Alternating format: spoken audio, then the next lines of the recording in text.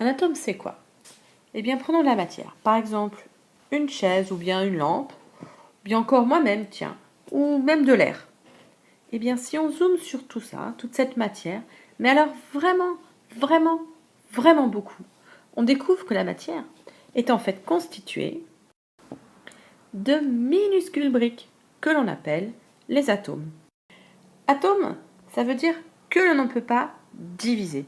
Parce qu'au début du XXe siècle, on pensait que l'atome était la brique élémentaire, une sorte de brique indivisible, d'où son nom. Un atome, ça ressemble un peu à une boule. D'ailleurs, c'est souvent comme ça qu'on le représente en cours. Par exemple, comme dans la molécule d'eau, qui est faite donc de 3 atomes représentés ici par des boules. Mais ces boules sont vraiment, vraiment très petites, car leur diamètre est de 0,00000000001 mètre, soit 10 puissance moins 10 mètres. Et 10 puissance moins 10 mètres, c'est vraiment très petit. C'est si petit qu'on ne peut pas voir les atomes. Même avec un microscope très puissant, il faut un microscope spécial qu'on appelle un microscope à effet tunnel. Et c'est grâce à ce microscope à effet tunnel qu'on a pu faire cette photo. Donc pas avec un microscope comme vous avez en classe. Tellement un atome c'est petit.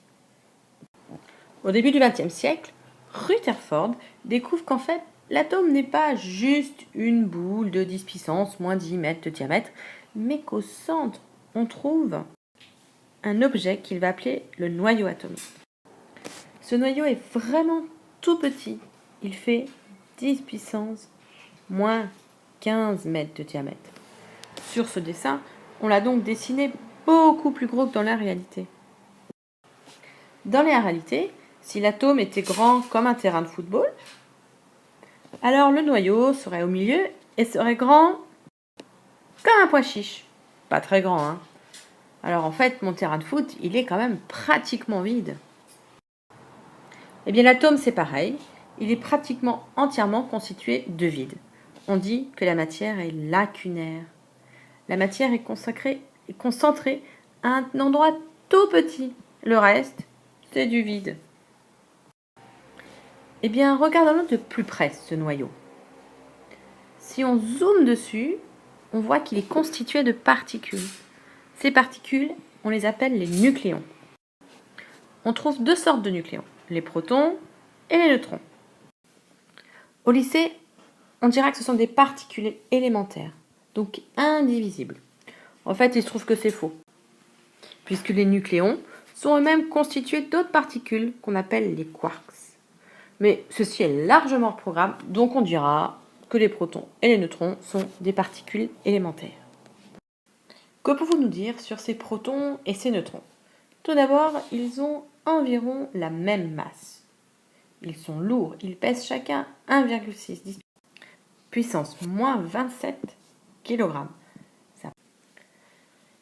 Ça paraît léger, mais en fait, dans l'atome, il n'y a rien d'aussi lourd et de très loin. On va donc pouvoir dire que la masse du noyau va être égale à la masse de l'atome.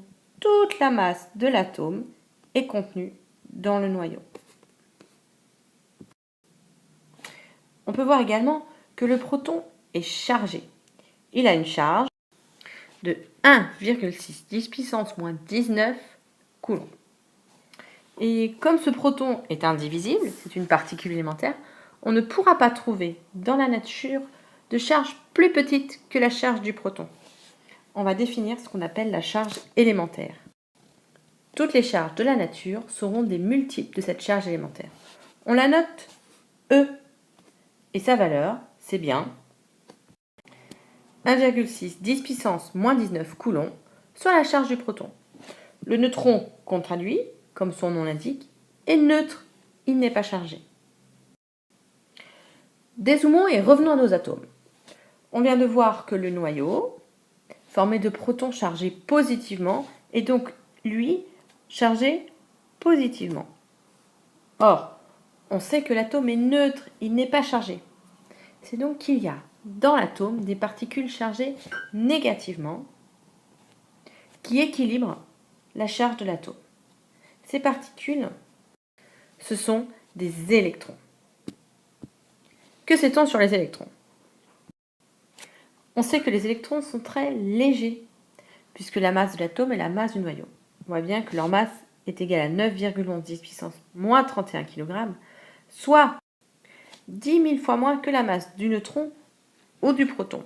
Leur masse va donc être négligeable. Ils sont très légers. Et on sait aussi qu'ils sont chargés, mais négativement.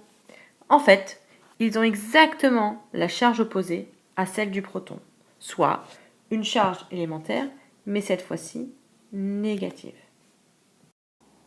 Comme l'atome est neutre, cela veut dire que le nombre de protons dans le noyau, ce nombre de protons dans le noyau que l'on note Z, le numéro atomique, est égal au nombre d'électrons dans le nuage électronique. Dans le cas de l'atome de carbone, par exemple, il y a 6 protons dans le noyau. Eh bien, dans le nuage électronique, on va trouver 6 électrons. L'atome est bien neutre. Le nombre de protons est égal au nombre d'électrons.